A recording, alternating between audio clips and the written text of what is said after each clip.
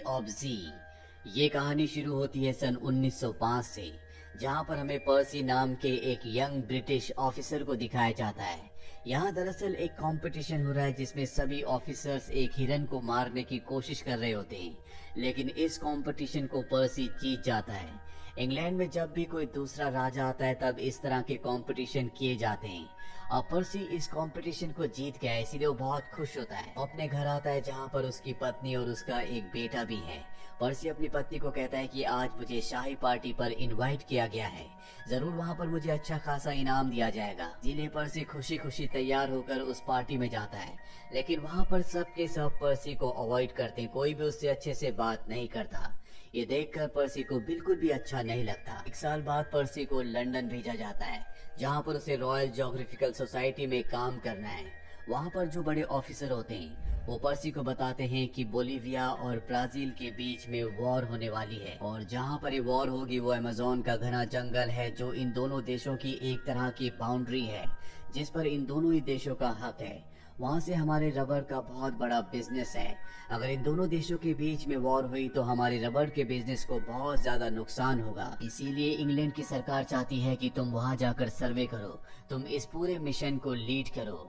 हालांकि वो जंगल बहुत ज्यादा खतरनाक है, क्योंकि उसकी सतह तक सूरज की रोशनी भी नहीं पहुँचती। साथ ही जंगल में आदिवासी और खतरनाक जानवर भी हैं। लेकिन अगर तुमने इस मिशन को पूरा किया तो तुम्हें बहुत अच्छा खासा इनाम दिया जाएगा। पर्सी को अपने परिवार को अच्छी जिंदगी देने के लिए पैसों की जरूरत है, इसीलिए वो तय करता है कि वो इस मिशन पर जाएगा। अब सफर के दौरान उसे हेनरी नाम का एक आदमी मिलता है, जो कहता है कि मैं भी तुम्हारे साथ इस मिशन पर जाना चाहता हूँ। इसके बाद ये दोनों के दोनों एक आदमी के पास जाते हैं जो यहाँ पर रबर के प्लांट्स का बिजनेस करता है।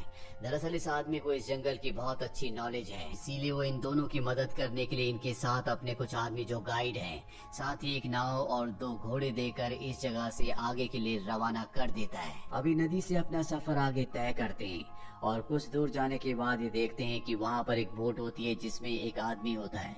वो आदमी अब जिंदा नहीं है। ये देखकर हेनरी और उसका साथी ऑफिसर घबरा जाते हैं, क्योंकि इन्हें समझ में आ जाता है कि जंगल के जिस हिस्से में अभी आगे बढ़ रहे हैं वो बहुत ही खतरनाक होने वाला है। अब पूरा दिन सफर करने के बाद ये रात को एक जगह रुकते हैं, जहाँ पर पर्सी को उसकी पत्नी का लेटर मिलता है, जिसमें लिखा होता है कि हमारा एक और बेटा हुआ है। दरअसल जब पर्सी अपने घर से निकला था तो उसकी पत्नी प्रेग्नेंट थी। हालांकि वो अपने बेटे की खबर से खुश होता है, लेकिन वो कहीं ना कहीं उदास भी होता है, क्योंकि इस वक्त वो अपने परिवार में अपनी पत्नी और बेटे के साथ होना चाहता था। अब अगली सुबह एक बार फिर से अपने सफर की तैयारी करते हैं। इनके साथ जो गाइड होता है वो पर्सी को बताता है कि इन घने जंगलों के पीछे बहुत ही खतरनाक चीजें हैं, लेकिन साथ ही वहाँ पर एक सोने का शहर भी है, जिसके बारे में कई इतिहासकारों को पता है। कई बार लोग उस शहर को ढूंढने के लिए गए, लेकिन कोई भी वापस नहीं आया, क्योंकि वो शहर इतना खूबसूरत है कि एक बार इंसान वहाँ जाता है तो कभी वापस नहीं आना चाहता। पर पर्सी को उसकी बातों पर बिल्कुल भी यकीन नहीं होता। उसे लगता है कि ये सिर्फ एक कहानी है। अब बहुत लंबा सफर तय करने के बाद ये नदी के उस किनारे तक पहुंच जाते हैं जो इनकी मंजिल होती है। यहाँ पहुंचने के बाद ये इस जगह का सर्वे करना शुरू कर देते हैं, और तभी पर्सी को वहाँ पर मिट्टी के कुछ हाईली एडवांस बर्तन मिलते हैं। साथ ही उसे वहाँ पर एक स्टैचू भी दिखता है, जो देखकर वो हैरान होता है, और अब उसे उस आदमी की कहानी पर कहीं ना कहीं यकीन होना शुरू हो जाता है कि यहाँ कहीं एक ऐसा शहर है जो पूरा सोने से ढका हुआ है। पर्सी वापस लंदन आ जाता है, जहाँ पर पर्सी और हेनरी की बहुत तारीफ की जाती है। अब क्योंकि उन्होंने एक बहुत बड़े मिशन को पूरा किया, इसीलिए एक प्रेस कॉन्फ्रेंस रखी जाती है, जहाँ पर्सी सबको बताता है कि उसने अपनी जर्नी में क्या क्या फेस किया। साथ ही वो सबको ये भी बताता है कि आज से 500 साल पहले एक ऐसा शहर था जिसे गोल्ड सिटी कहा जाता था, लेकिन वो अचानक गायब हो गया। मैंने वहाँ पर कुछ ऐसे निशान देखे जिससे मुझे पूरा यकीन है कि आज भी वो गोल्ड सिटी वहाँ पर है, और मैं किसी भी कीमत पर उस गोल्ड सिटी को ढूंढना चाहता हूँ। ये सुनकर वहाँ पर बैठे सभी लोग पर्सी के ऊपर हंसना शुरू कर देते हैं। किसी को भी यकीन नहीं होता कि ऐसी कोई गोल्ड, ऐसी कोई लॉस्ट सिटी है जो 500 साल पहले खो गई थी। पर्सी सबको यकीन दिलाने के लिए एक लेटर पढ़ता है जो उसकी पत्नी को एक लाइब्रेरी में मिला था, जो एक सोल्जर ने लिखा था। उस लेटर में लिखा होता है कि हम अमेज़न के जंगलों में एक ऐसी जगह खो गए हैं जहाँ पर बहुत ही प्राचीन मंदिर है, साथ ही यहाँ पर सोने की भरमार है। ये लेटर सुनने के बाद बहुत सारे लोगों को पर्सी पर यकीन होना शुरू हो जाता है। यहाँ पर जो ज्योग्राफिकल ऑफिसर होते हैं वो कहते हैं कि तुम्हें इस मिशन पर दोबारा जाना चाहिए। पर्सी इस मिशन को, इस शहर को द लॉस्ट सिटी ऑफ जी का नाम देता है। इसके बाद पर्सी एक बार फिर से अमेज़न के जंगलों की तरफ निकल पड़ता है। इस बार उसके साथ एक बायोलॉजिस्ट भी होता है। दरअसल ये भी उस सिटी को ढूंढना चाहता है, पर जल्दी ये बायोलॉजिस्ट जंगल के हालातों से बहुत बुरी तरह से हताश हो जाता है। इसे नहीं पता था कि जंगल के हालात इतने ज्यादा खतरनाक होंगे और तभी एक कबीले वाले इन पर हमला कर देते हैं। लेकिन पर्सी उनसे बात करके उनके साथ पीस बना लेता है और उनसे पूछता है कि मैं यहाँ पर एक शहर को ढूंढने के लिए आया हूँ। ये कबीले वाले कहते हैं कि हमें इस शहर के बारे में कुछ नहीं पता, लेकिन यहाँ से आगे एक और कबीला है, हो सकता है कि उन्हें इस शहर के बारे में पता हो।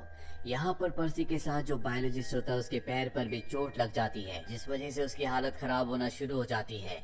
मेंटली भी वो बहुत ज्यादा डिप्रेस हो रहा होता है। इसीलिए पर्सी से कहता है कि मैं घर वापस जाना चाहता हूँ, नहीं तो मेरी मृत्यु हो जाएगी। पर्सी को मजबूरी में उसे अपना घोड़ा और खाने का कुछ सामान देकर वापस भेजना पड़ता है और पर्सी अपने साथियों के साथ आगे के सफर पर निकल पड़ता है। धीरे धीरे इनके पास खाना भी खत्म होना शुरू हो जाता है। ये जंगल की गहराइयों में पहुंच जाते हैं और जब ये बहुत आगे पहुंचते हैं जहां पर रास्ता खत्म हो चुका है, तो पर्सी को वहां पर बहुत अजीब अजीब सी चीजें दिखती है, लेकिन द लॉस्ट सिटी ऑफ जी यानी कि सोने के शहर का कोई भी पता नहीं होता। उसके साथ जो उसका पुराना साथी हेनरी होता है, वो और पर्सी दोनों के दोनों हताश हो जाते हैं और तय करते हैं कि वापस चले जाएंगे। पर्सी जब वापस घर आ जाता है तो उसे इस बात का बहुत दुख होता है कि उसका मिशन पूरा नहीं हुआ, वो उस गोल्ड सिटी को ढूंढ नहीं पाया। इसके बाद पर्सी को वही ज्योग्राफिकल सोसाइटी बुलाती है जिसने उसे इस मिशन पर भेजा था। वहाँ पर वो बायोलॉजिस्ट भी होता है जो वापस आ गया था। बायोलॉजिस्ट यहाँ पर सबके सामने झूठ बोल देता है कि पर्सी ने जंगल में मुझे मरने के लिए बिना खाने और बिना सहायता के छोड़ दिया था। उस जंगल में कोई भी सोने का शहर नहीं है। पर्सी ने जो भी मेरे साथ किया इसके लिए उसे मुझसे माफी मांगनी चाहिए। लेकिन पर्सी माफी मांगने से साफ साफ मना कर देता है। साथ ही वो इस सोसाइटी को छोड़ देता है और एक बार फिर से वो आम सोल्जर बन जाता है। और अब वर्ल्ड वॉर 1 शुरू हो जाता है जिसमें पर्सी भी हिस्सा लेता है। वॉर के दौरान पर्सी को एक लेडी मिलती है जो भविष्य बताया करती थी। वो पर्सी को देखकर कहती है कि तुम्हें किसी चीज की तलाश है, तुम उस चीज के बहुत करीब हो। अगर तुम अपनी कोशिश लगातार करते रहोगे तो एक दिन तुम उस चीज को पालोगे। और पर्सी को यकीन हो जाता है कि वो लॉस्ट सिटी के बहुत करीब था। उसे एक बार फिर से उस सिटी को ढूंढना चाहिए, लेकिन इससे पहले कि वो इस सफर पर दोबारा जाता, यहाँ वॉर के दौरान क्लोरीन गैस के अटैक से उसकी आंखों की रोशनी कुछ वक्त के लिए चली जाती है। हालांकि पर्सी को बहुत बड़ा प्रमोशन भी दिया जाता है, लेकिन फिलहाल के लिए उसकी आंखों की रोशनी चली गई है। पर्सी के बड़े बेटे को भी दिखाया जाता है जो पर्सी से हमेशा नाराज रहता है, क्योंकि उसने कभी भी अपने घर को, अपने परिवार को वक्त नहीं दिया था। हमेशा वो अपने काम के सिलसिले में अपने परिवार से दूर ही रहा था। पर्सी का बेटा जब देखता है कि उसके पिता की हालत खराब है, वो जख्मी है, तो वो भी अपने पिता के करीब आ जाता है। पर्सी की जिंदगी में अब सब कुछ ठीक हो चुका है। वो आर्मी से रिटायरमेंट लेकर कंट्री साइड में शिफ्ट हो जाता है जहाँ पर वो अपने परिवार के साथ रहना शुरू करता है। लेकिन पर्सी के दिमाग में आज भी द लॉस्ट सिटी ऑफ जी घूम रही होती है। वो हमेशा उस शहर को ढूंढना चाहता है। एक दिन फिर से उसके पास ज्योग्राफिकल सोसाइटी के मेंबर्स आते हैं और उसे बताया जाता है कि नॉर्थ अमेरिका की कंपनी उस सोने के शहर को ढूंढने के लिए निकल चुकी है। हम चाहते हैं कि इस मिशन को एक बार फिर से शुरू किया जाए। अगर सच में कोई ऐसा शहर है तो सबसे पहले उसे हमें ढूंढना चाहिए, क्योंकि उसे इंग्लैंड ने यानी कि हमारे देश ने ही सबसे पहले एक्सप्लोर किया था। इसीलिए पर्सी के मिशन को एक बार फिर से फंड किया जाता है। पर्सी अपने बड़े बेटे के पास जाता है जहां उसे पता चलता है कि उसी के बड़े बेटे ने नॉर्थ अमेरिका की कंपनी को सोने के शहर यानी कि लॉस्ट सिटी ऑफ जी के बारे में इन्फॉर्म किया था। पर्सी अब दोबारा से अपने मिशन में जाने की तैयारी करता है, लेकिन अब उसका बेटा भी उसके साथ जाना चाहता है। हालांकि पर्सी नहीं चाहता कि उसका बेटा उसके साथ जाए, क्योंकि जंगल बहुत खतरनाक है, पर उसका बेटा उसे मना लेता है।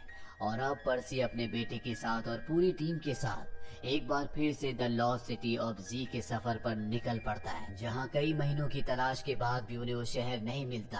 कई बार उनके ऊपर कबीले वाले हमला भी करते हैं और अब इस तरह से इन्हें 3 साल बीत जाते हैं और एक बार फिर से इनके ऊपर एक कबीले वाले हमला करते हैं, जिसके बाद इन्हें कबीले के सरदार के पास ले जाया जाता है। कबीले के सरदार को पर्सी बताता है कि किस तरह से वो कई सालों से उस सोने के शहर को यानी कि द लॉस्ट सिटी ऑफ जी को ढूंढ रहा है।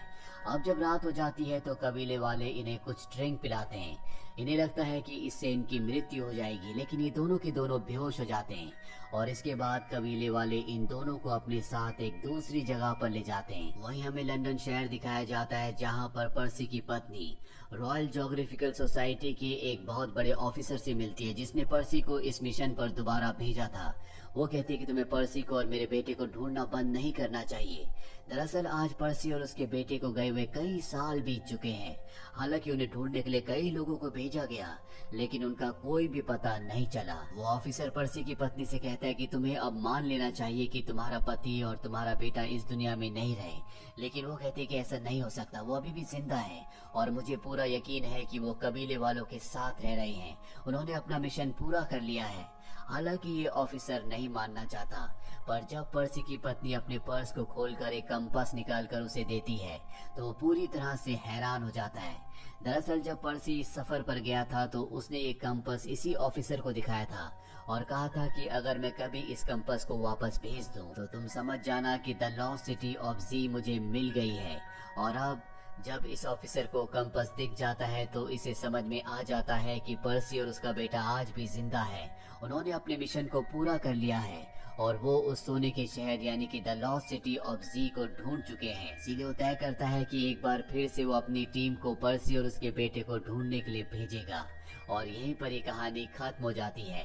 हालांकि हमें इस पूरी कहानी में द लॉस्ट सिटी ऑफ जी यानी कि सोने का शहर नहीं दिखाया गया, लेकिन ये बात तय है कि पर्सी और उसका बेटा अपने मिशन में पूरी तरह से कामयाब रहे और उन्होंने उस शहर को ढूंढ लिया जिसके लिए पर्सी ने पूरी जिंदगी मेहनत की। तो ये थी पूरी कहानी film the lost city of Z की। ये फिल्म ईयर 2016 में रिलीज हुई थी। IMDb पर इसकी रेटिंग है 6.6। उम्मीद करते हैं कि ये कहानी आपको पसंद आई होगी।